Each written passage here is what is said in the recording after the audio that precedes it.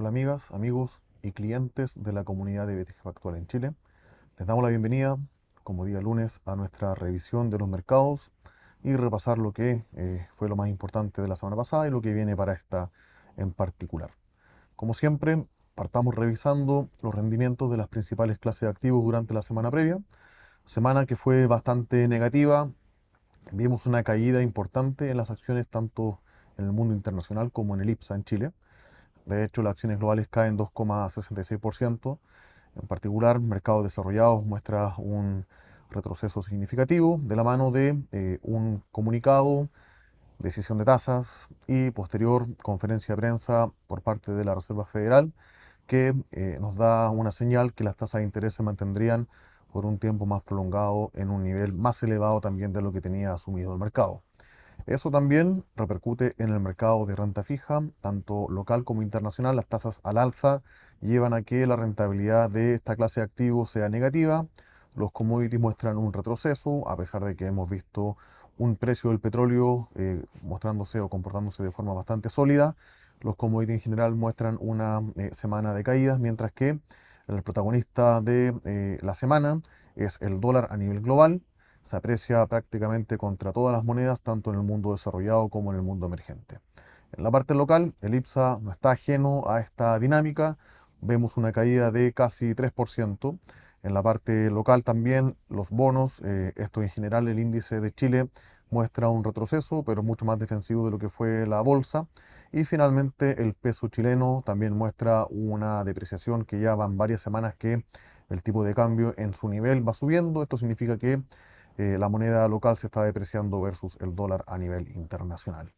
El panel inferior del gráfico nos muestra la evolución de los principales índices globales, esto es acciones, el azul, bonos, el celeste, commodities, el gris y el dólar en rojo. Y vemos que a la fecha, esto es al cierre del viernes de la semana pasada, las acciones globales mantienen un rendimiento positivo, 11%, la renta fija menos 1,29, perdón, los commodities menos 6 y el dólar apreciándose 1,22% versus sus pares a nivel global. Si vamos por detalle, vemos como les adelanté que las acciones del mundo desarrollado caen con más fuerza.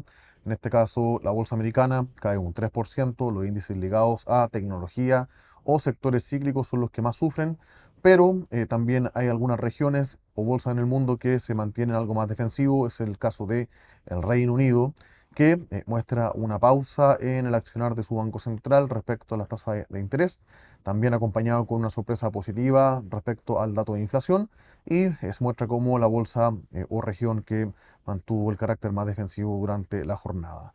En el mundo emergente, prácticamente todo a la baja. EMEA es el que se muestra más defensivo, pero Latinoamérica no está al margen de la caída que se vio en el mercado internacional. En cuanto a los índices de renta fija global, vemos una caída generalizada, más marcada por el mundo latinoamericano emergente en dólares, que cae un 1%, pero desde el investment grade hasta el high yield emergente vemos que la caída está entre 0,3 y 0,7%. Esto considerando la magnitud de la caída de las bolsas y el aumento de las tasas base. Creemos que no es una noticia positiva, algo defensivo se muestra la renta fija durante la semana. Ya había adelantado en el caso de el dólar, que se aprecia prácticamente contra todas las monedas. Vemos acá en la línea inferior depreciándose monedas como el euro, la libra, efectivamente también el yen, que alcanza su menor nivel desde ya casi un año, situación que en eso entonces el Banco de Japón salió a intervenir. Eso prácticamente se ha esfumado y no ha sido efectivo y algunas monedas más ligadas a commodities que se aprecian en el margen, liderados por el dólar neozelandés. Por el lado de emergentes, el real brasileño y el peso colombiano son los que se ven más castigados esta semana.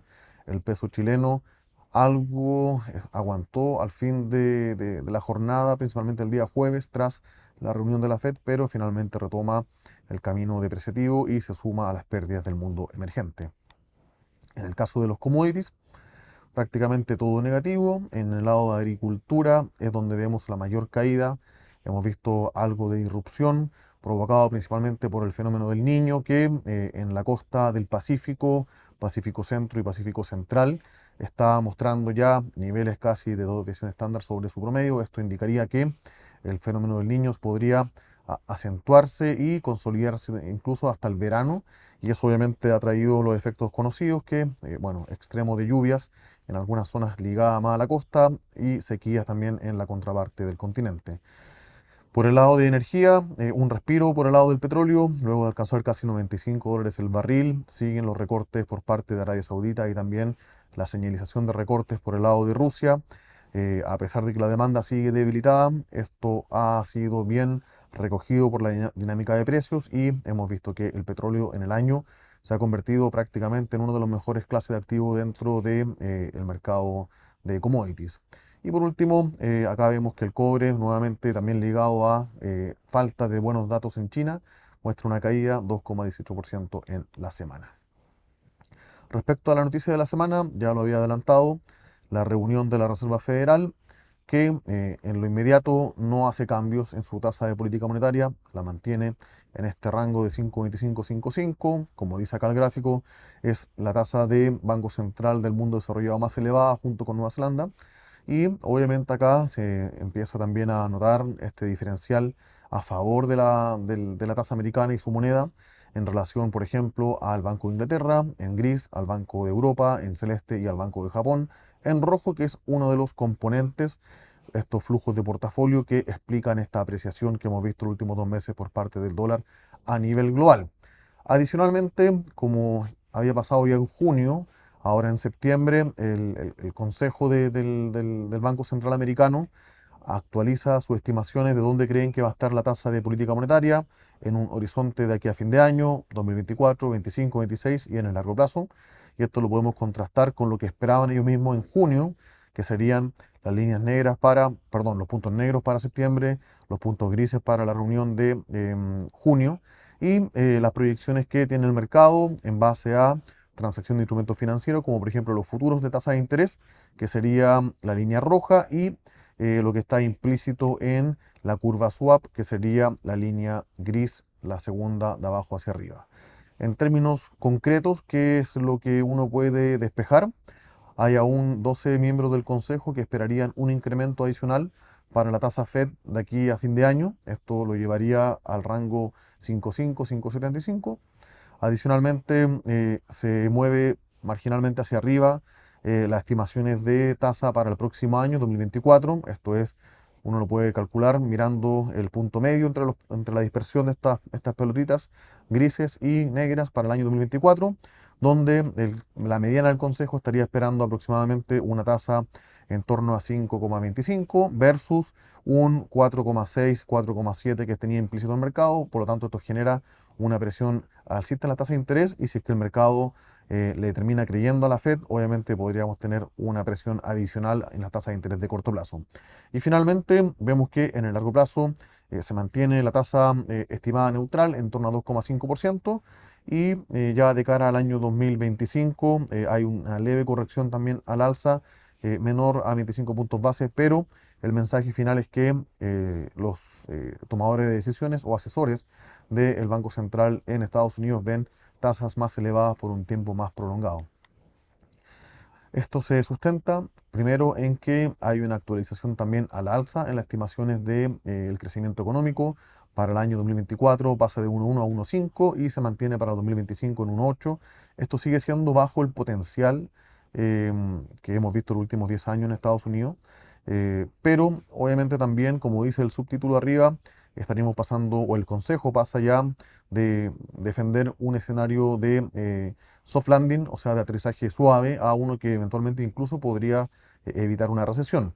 También la tasa de desempleo, que se esperaba llegar a 4,5% en el año 2024, la esperan en 4,1%. Esto obviamente siempre es una mezcla de la tasa de participación en la fuerza laboral y también la cantidad de empleo. En la mezcla ven un mercado algo más dinámico, y esto es muestra de una extensión, mejor dicho, de lo que ha pasado el 2023, y obviamente eso lleva a ser más cauteloso con una tasa de recorte de tasa de interés para el próximo año, que en junio lo esperaban en 4,6 y ahora lo hacen en 5,1%, ¿ya? Importante, desde junio que se reveló estas estimaciones de macroeconómicas por parte del Consejo de la Reserva Federal versus septiembre, hemos visto un incremento importante en las tasas de interés. Acá está la curva completa desde un mes a 30 años y los incrementos han sido entre 60 y 70 puntos base para plazos superiores a 2 años, y eso también hemos visto que repercute en la rentabilidad de la renta fija a nivel global.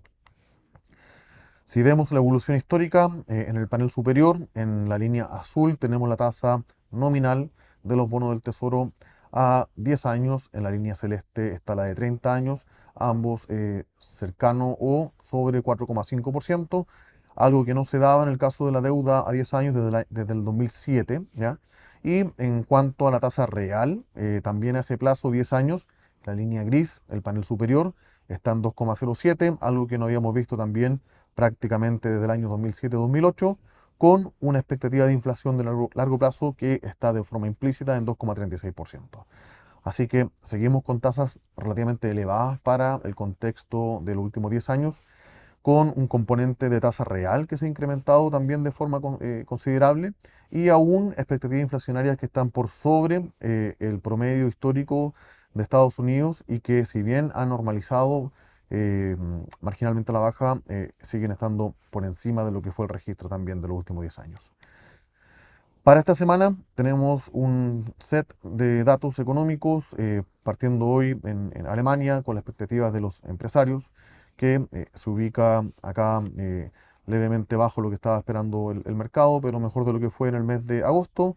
Para hoy en la noche y mañana tendremos en Hong Kong los datos de actividad de comercio exterior. Se espera que siga en terreno negativo para el mes de agosto, y mañana las ventas de viviendas nuevas en el caso de Estados Unidos, donde se espera una caída en relación al mes de julio, y la confianza del consumidor que publica el Conference Board, que también tendría una caída en relación al mes previo, que fue agosto. Para el resto de la semana, datos destacados: órdenes de bienes durables en Estados Unidos el miércoles, inflación en Brasil el jueves, también inflación el día jueves en Alemania, y el dato de el crecimiento económico para Estados Unidos en el segundo trimestre, que se aceleraría a 2,2%, mientras que el Banco Central en México mantendría la tasa de política monetaria eh, estable en 11,25%. Ya terminando la semana, el día jueves en la noche, tenemos el dato de inflación en el área metropolitana de Tokio en 2,8%, esto sería la inflación core, y producción industrial, que se mantendría en terreno negativo, y el día viernes en Chile la tasa de desempleo, ventas de retail, y en Estados Unidos tanto el ingreso como gasto personal, junto con el sentimiento del consumidor que publica la Universidad de Michigan, y finalmente el Banco Central en Colombia manteniendo la tasa de interés en 13,25%. Eso es lo más relevante para esta semana. Como siempre, están abiertas las invitaciones para nuestros webinars. Hay más de uno esta semana, así que esperamos que se conecten, revisar nuestros informes, y obviamente también cualquier duda que tengan, por favor nos contactan. Muchas gracias.